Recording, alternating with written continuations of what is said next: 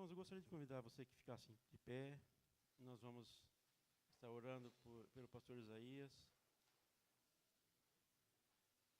Pai, nesse momento que receberemos a Tua palavra através do Teu servo. O Senhor já falou com ele, já ministrou no seu coração.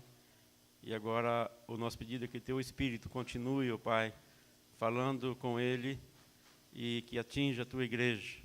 Precisamos, ó Pai, da Tua palavra sempre.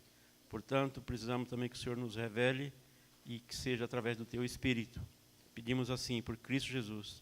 Amém.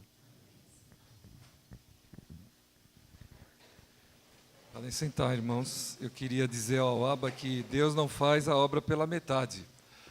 Então, prepara-te, não é mandar tua mãe embora também, você ficar com o resto da casa, mas domingo que vem nós vamos ter assembleia, Abba, e você vai ser eleito oficial. Topa?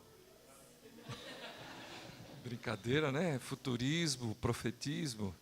Na verdade, o nosso desejo é trabalhador para a seara do Senhor. Trabalhador que tenha a visão do reino e que esteja disposto, portanto, a sacrificar, às vezes, projetos, planos e compromissos pessoais para que Deus seja honrado e glorificado. E é o que nós ouvimos, de certa forma, aqui. Mas Deus sabe, né?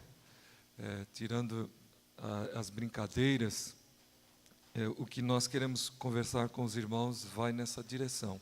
Por isso eu convido a igreja nesse instante a abrir as Escrituras no Evangelho de Marcos, capítulo 6, versos de número 30 a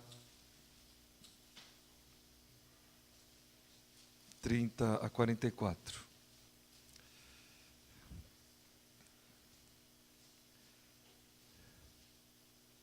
Marcos 6, de 30 a 44. Mesmo assentados, irmãos, nós vamos acompanhar, ler, observar a palavra de Deus. E eu, enquanto faço a leitura, eu peço aos irmãos que, em silêncio, né, no recôndito, né, do seu coração aí, peça ao Espírito Santo para que Ele fale com você. Nós ouvimos um cântico lá no início que falava que existe um rio que passa por aqui, né? E esse rio é o Espírito Santo. Jesus Cristo fala dele no capítulo 7 do Evangelho de João. E ele diz assim que aqueles que creem do seu interior fluirão rios de água viva. E ele falava do Espírito Santo.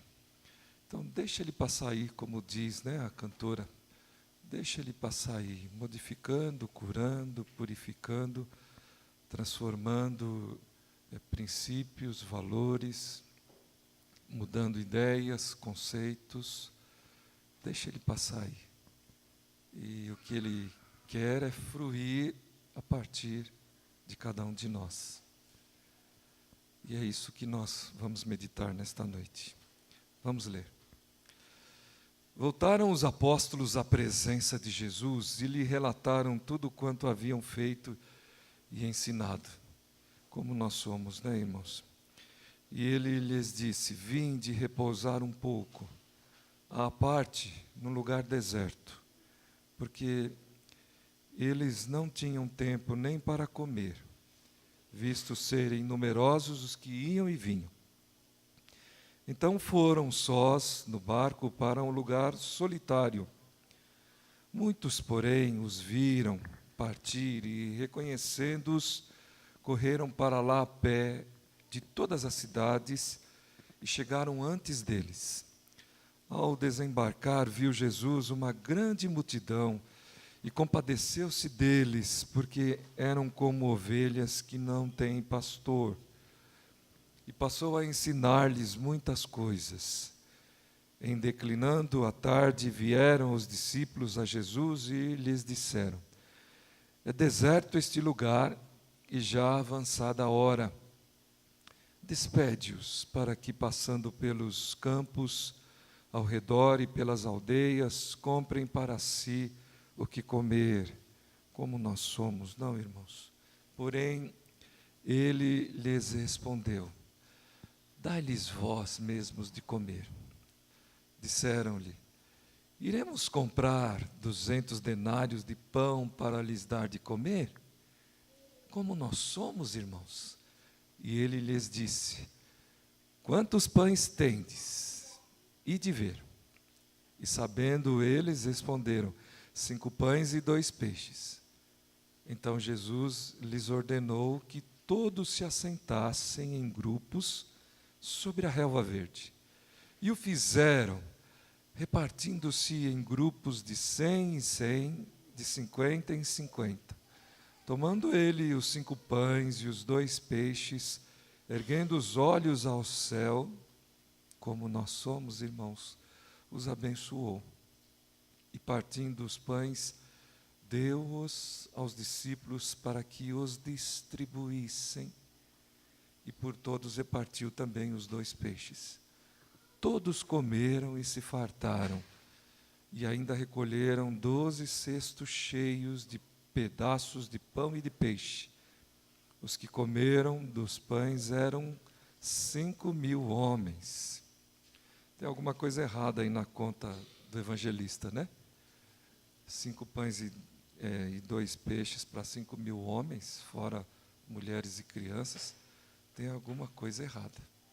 Mas é o que nós aprendemos com a palavra de Deus. A matemática de Deus não é a nossa. Nós vivemos fazendo contas, planos, projetos. Os planos, projetos, a conta de Deus é diferente. Comecemos no texto. Voltaram os apóstolos à presença de Jesus. Quantos apóstolos eram? 12 apóstolos. Voltaram de que maneira? Exultantes, relatando, falando o que haviam eles feito, como o poder desta ação deles alcançou vidas, pessoas que recebiam, que foram transformadas, que gozaram, portanto, de algo novo, de algo especial. Nós, o homem, as pessoas precisam disso. Elas precisam desse algo especial. E os apóstolos tinham isto. Mas quando voltaram para Jesus, talvez, como nós lemos em outras oportunidades, o que eles ressaltavam não é o fato de pessoas terem sido supridas, alcançadas, satisfeitas, mudadas, transformadas. É o que eles estavam fazendo para que estas coisas acontecessem. Como nós somos, irmãos, é assim que nós somos. Isso é retratado em outros textos, né, em outras oportunidades, em outros momentos. E isto aconteceu com os 12 apóstolos, e por incrível que pareça, este episódio que parece também dar a ideia de que o Evangelho estava se expandindo, se espalhando, não é o retrato da verdade. Na verdade, o que está acontecendo é uma oposição ferrenha contra Jesus, contra o seu ministério. Se vocês lerem o capítulo 6, vocês haverão de perceber que nesse capítulo 6 é narrado a morte de João Batista. E a morte de João Batista, politicamente, representava um fracasso no ministério de Jesus Cristo. Porque ele que era para ser o libertador, ele que era para ser aquele que iria, de alguma maneira, trazer esta ideia, este conforto para a sua nação, vê o seu, talvez, melhor amigo, ou um dos seus melhores amigos, poucos momentos juntos, mas pela relação, pela maneira, pelo trabalho, pelo ministério, nós podemos atestar isto. E ele via o seu amigo João ser morto, ter a sua cabeça numa bandeja para atender princípios, caprichos e desejos daqueles que não querem olhar para Deus, daqueles que querem continuar a sua jornada, o seu caminho, fazendo os seus desejos e vontades as suas intenções próprias. Um homem como João, aquele que abriu as portas do coração humano para a chegada de Jesus. Arrependei-vos, porque o reino de Deus está entre vocês, dizia João. Então, o Evangelho, na verdade, carecia de trabalhadores. Quando o outro evangelista, Mateus, narra esses acontecimentos, ele fala que Jesus disse assim aos seus discípulos: roguem ao Pai para que envie trabalhadores, porque é grande a seara, e são poucos os trabalhadores. Então, a região da Galileia constava de aproximadamente uns 4 milhões de pessoas nesta época, dividido ali entre 40 vilarejos e cidadezinhas pequenas, com mais e menos habitantes. E Jesus olha para este lugar e ainda diz: olha, os campos estão brancos para a ceifa. Foi justamente ao contemplar esta região, falando com a mulher samaritana, Jesus fala para os seus discípulos: olha, os campos estão brancos para a ceifa, mas falta trabalhador. Falta aquele que queira realmente ajudar na colheita, naquele que deve expandir o Evangelho. Então, quando os discípulos voltam para o Senhor, eles ouvem do Senhor algumas coisas que talvez soem de uma maneira não tão esperada por eles.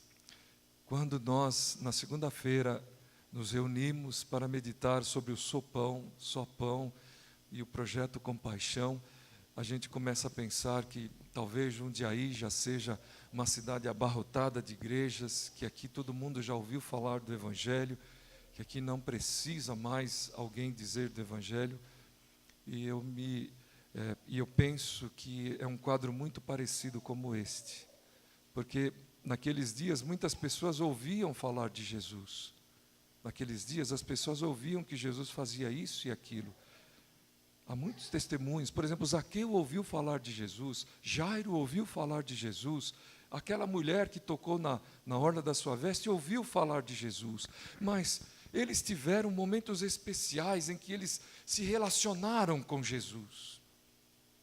E é justamente disso que o ser humano precisa: se relacionar com Jesus, ver o rio de águas vivas fluir dentro de si. Pois bem, irmãos, quando eles vêm a Jesus e recebem este relato, Jesus chama-os para o descanso. Venham aqui, meninos, né?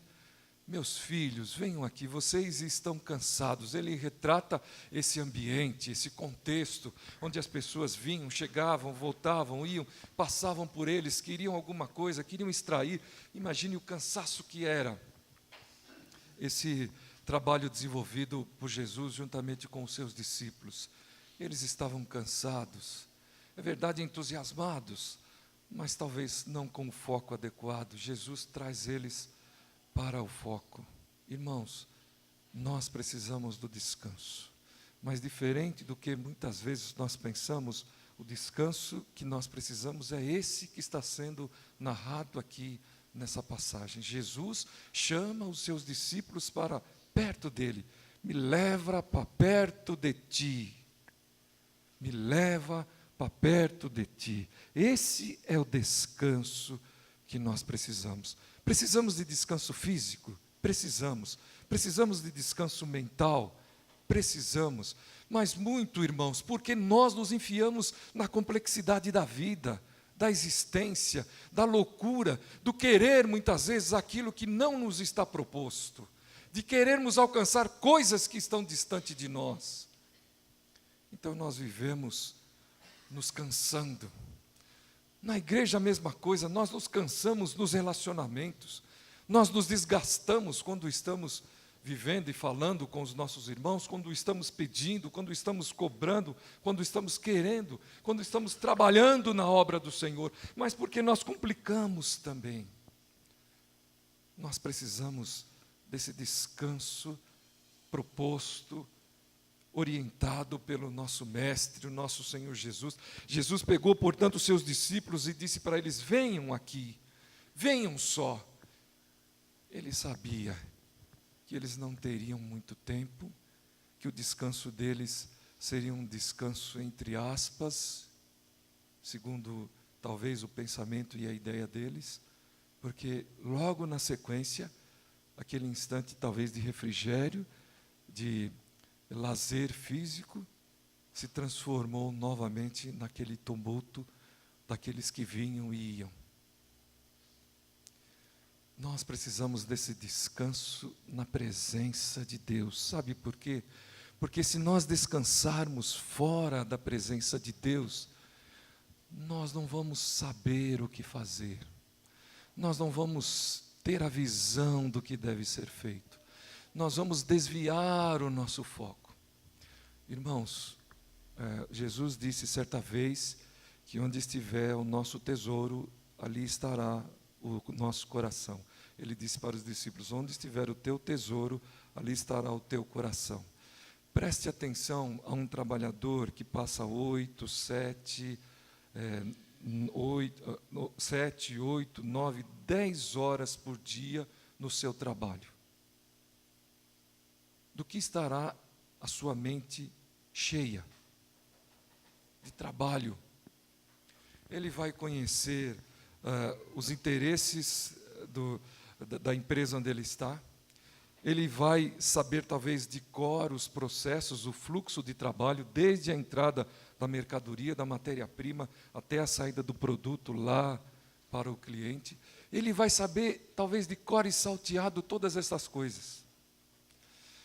Presta atenção, quando nós nos dedicamos ao estudo, 8 horas, cursos que a gente fica o dia inteiro sentado no banco de uma escola, né? Do que vai estar cheia essa cabeça? Vai estar cheia das técnicas, das estratégias, dos instrumentos que levam essa pessoa a desenvolver bem aquela atividade que aquele curso está propondo para ele.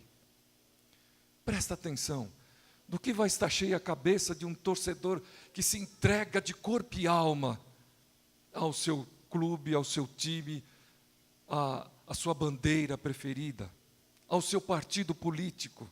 Do que vai estar cheia esta cabeça? Daquilo que ele se propõe a dedicar o seu tempo, a sua energia, os seus esforços. Nós precisamos do descanso. E se nós afastarmos Jesus do nosso descanso, especialmente nos nossos dias, nós vamos nos esvaziar de Deus. Por quê? Porque nós trabalhamos muito, porque nós estudamos muito, porque nós, para compensar isso, buscamos muito lazer, vamos atrás de muitos passeios, e se nós não contemplarmos Jesus no nosso descanso, nós nunca teremos Jesus na nossa vida.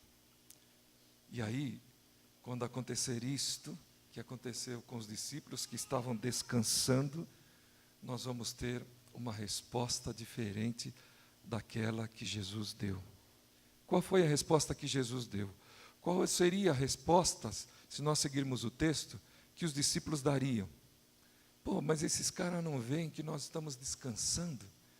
Passamos o dia inteiro com vocês, passamos 2, 3, 4 dias com vocês, e vocês não veem. Eu preciso descansar, eu preciso dormir.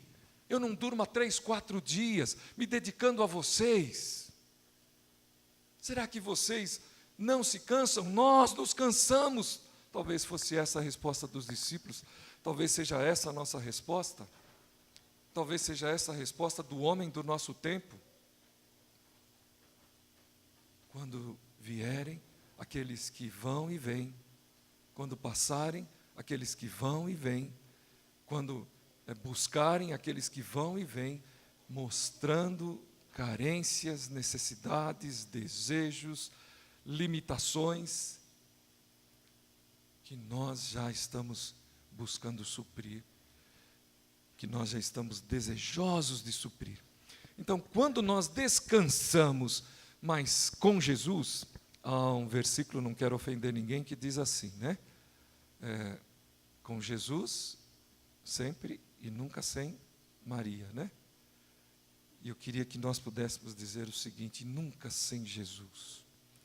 Porque quando nós estivermos descansando, quando nós estivermos trabalhando, quando nós estivermos tendo contato com Jesus, quando uma situação como esta, que apareceu aqui, surgir na nossa história, no nosso dia, no nosso cotidiano, no nosso viver, nós vamos saber o que Jesus faria, porque olha o que ele fez.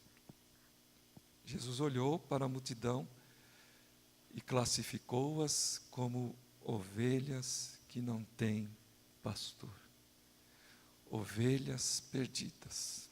Pessoas que, na verdade, não sabem se o que estão fazendo vai trazer para elas aquilo que tanto elas esperam, que tanto elas desejam, que é a felicidade, que é o bem-estar.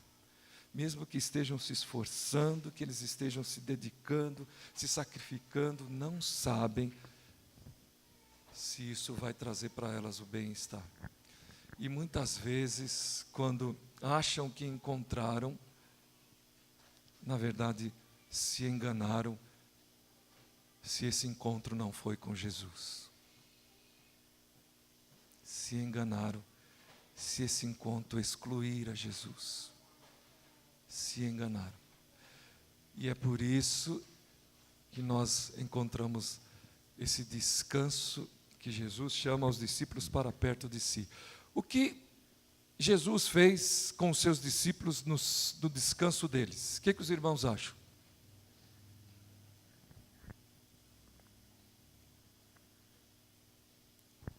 Façam aí um exercício de reflexão.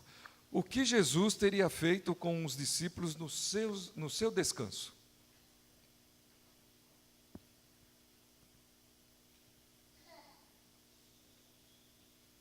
Sorriram, ok? O que mais? Dormiram, deitaram, cantaram. Jesus instruiu, Jesus ensinou, eles louvaram, eles bendisseram, eles glorificaram, eles exaltaram a Deus. Então, o descanso com Jesus é um descanso que nos aproxima da fonte da vida. Eu não sei se os irmãos se lembram no cântico, mas nós cantamos assim: fonte de água viva. Fonte de água viva. A fonte é a nascente, a fonte é a origem, a fonte é onde vem, a fonte é de onde nós podemos extrair. Então, em Cristo, nós extraímos a vida. Em Cristo, nós extraímos a felicidade. Em Cristo, nós extraímos o bem-estar. Esta é a verdade que nos ensina esse texto. Jesus permitiu que os seus discípulos tivessem nesse contato com Ele, nesse descanso com Ele, que eles percebessem, que eles tivessem discernimento dos acontecimentos.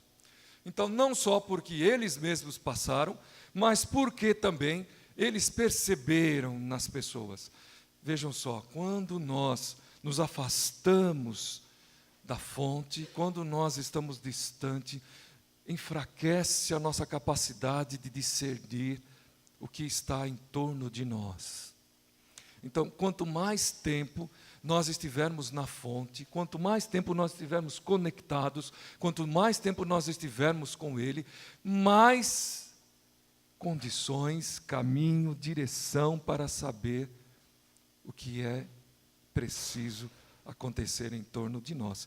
E é isto que Jesus pede e permite que os discípulos possam perceber, irmãos.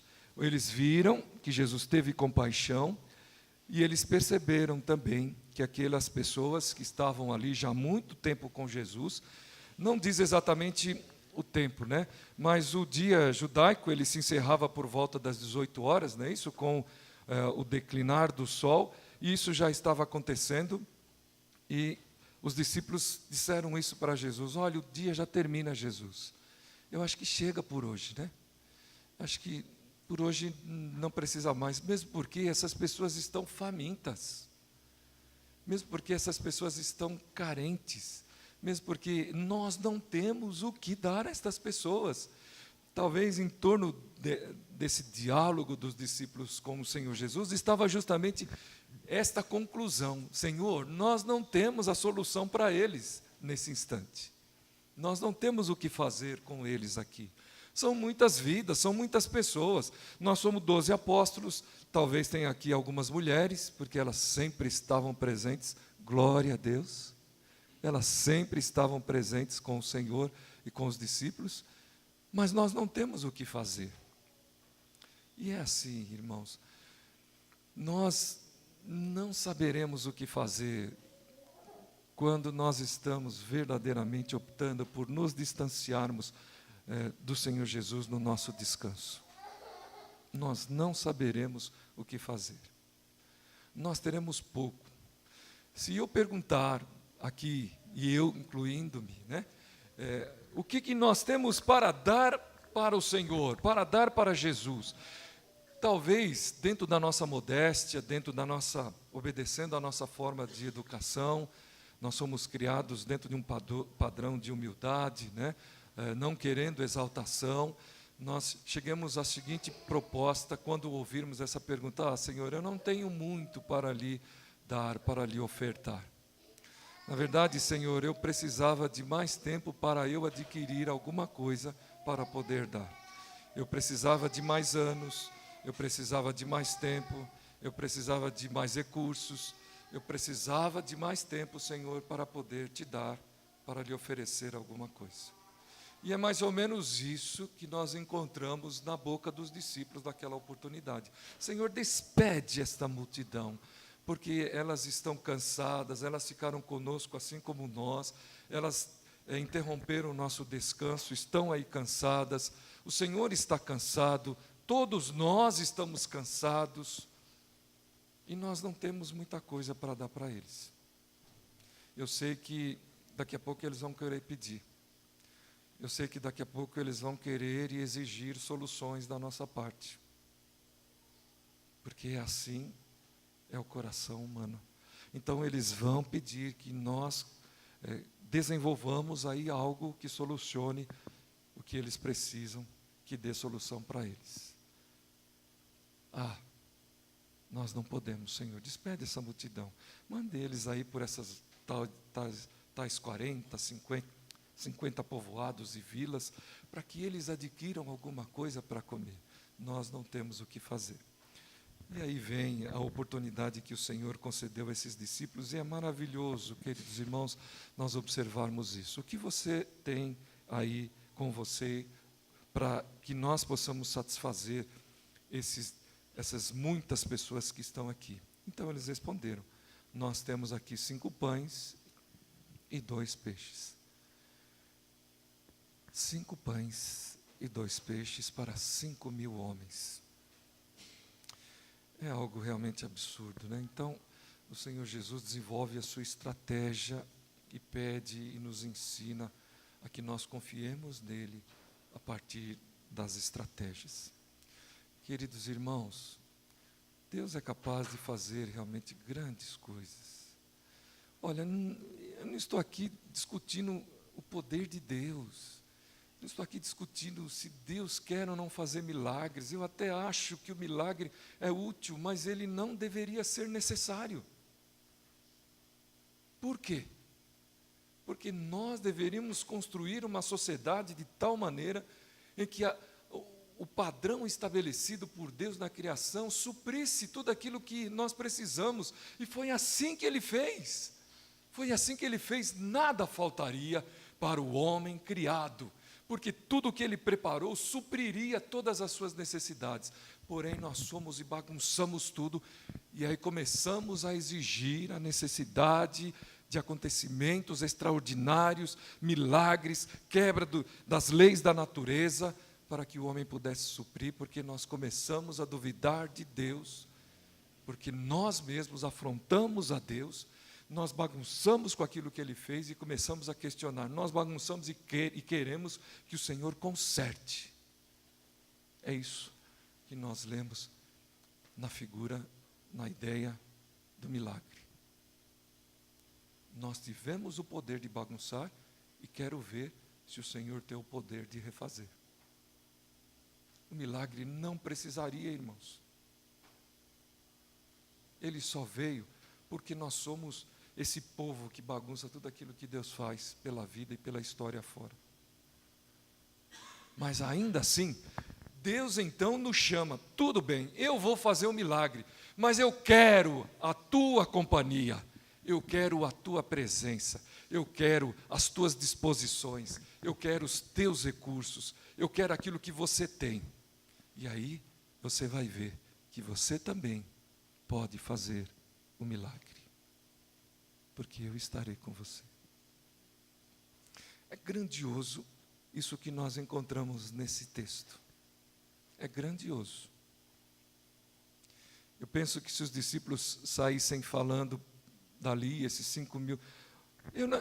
O que dá a entender, irmãos, veja só, é que essas 5.000 pessoas talvez não tenham visto a estratégia de Jesus, como ele fez lá. Na verdade, eles só conseguiram olhar para a satisfação daquilo que eles precisaram, saciar a fome. Quem viu, na verdade, o milagre foram os discípulos. Quem viu o milagre foi aquele que disse: Senhor, eu tenho 2 peixes e tenho 5 pães. Irmãos, quem vê o milagre é aquele que coloca o que tem à disposição. Aquele que só quer, nem sempre vê o milagre. Às vezes ele só se aproveita. Mas aquele que se coloca à disposição vê o milagre, porque ele sabe da limitação, ele sabe da quantidade, ele sabe daquilo que tem. E ele vê o que é feito, e ele testemunha o que é feito. Então, todos comeram e se fartaram. Diz o texto que ainda sobraram 12 cestos cheios de pedaços de pão e de peixe. E eu fico pensando, se os discípulos mostrassem para aquelas pessoas esses 12 cestos cheios de pedaços de pão e peixe, será que eles conseguiriam transformar isso em algo que pudesse ser entendido? Não, também não. Porque eles pegaram 12 cestos, que foi um pouquinho mais do que aquilo que eles tinham, cheios de pães e peixes, mas não se compara àquilo que foi distribuído. O que nós queremos partilhar com esta ideia do texto, queridos irmãos, é que o que nós distribuímos, o que nós colocamos à disposição, tem um poder grandioso e que não vai ser usado, não vai ser servido para que, de alguma maneira, nós nos exaltemos. Na verdade, vai ficar tudo na conta de Deus. Vai ficar tudo na conta do Senhor. E aqueles poucos peixes e pães que sobraram naquelas talhas, naqueles cestos, ficou como um marco para que os discípulos pudessem ver. Toda a multidão que saciou-se não pôde ver. Ele só se saciou. Por isso que eu entendo, Jesus organizou aquele povo daquela maneira. Olha, põe 100, 100, 100. Quem estiver lá no fim da fila, ele vai receber o bocado dele e ele não vai saber de onde veio. Amém? Amém. Quem estiver lá no fim da fila vai se saciar e não vai saber o que foi feito. E não adianta você querer ir lá para ele dizer que aqui só tinha 2 peixinhos e 5 pães, porque tem 12 cestos aí. Então ele não vai acreditar nisso. Mas você viu. Então, muitas vezes, queridos irmãos, vê o milagre aquele que se coloca à disposição. E o milagre serve também, porque a princípio, no começo, muitas vezes aquele que se coloca à disposição, como nós ouvimos também aqui no início do nosso culto, duvida. Também duvida, como os discípulos naquela oportunidade. Então, nesta oportunidade em que nós estamos nos dispondo a ir levar conforto, estamos nos dispondo a levar ensino, saciar, quem sabe, uma carência, uma necessidade, o frio que está aí. Ou quando estamos aí convidando pessoas para participarem de um encontro de casais, para discutirem suas relações, que nós estejamos, irmãos, na verdade, compreendendo o que Cristo, o que Deus quer fazer através de nós, porque o Espírito dele está aqui. Eu sei que tem muita gente que duvida, eu sei que tem muita gente de fora, eu sei que tem muita gente de dentro que duvida, que o Espírito está aqui. Infelizmente duvida, porque os discípulos também duvidavam. Mas o Senhor fez da sua maneira, com a sua estratégia. Então, que esse texto nos ajude a dizer para o Senhor: Senhor, está aqui a minha habilidade. Não é muito, mas eu sei que o Senhor vai fazer grandes coisas através dela. E a glória continuará sendo tua. Mas, além da glória ser tua, ela vai saciar, vai mostrar amor, vai mostrar graça, vai mostrar o que verdadeiramente o Senhor quer fazer sobre a face da terra. Porque também o meu descanso é o Senhor. Eu não quero descansar longe do Senhor. Eu não quero descansar naquilo que nasceu das tuas mãos, que é belo segundo os seus próprios conceitos, porque o Senhor fez e dizia: é tudo muito belo. Então, que nós comecemos a colocar as coisas no devido lugar, queridos irmãos. Que nosso descanso seja em Cristo, porque quando o nosso descanso está em Cristo, as demais coisas nos são acrescentadas. Aquilo que nós precisamos nos são acrescentadas. Deus nos abençoe e que nós possamos descansar no Senhor Jesus. Amém.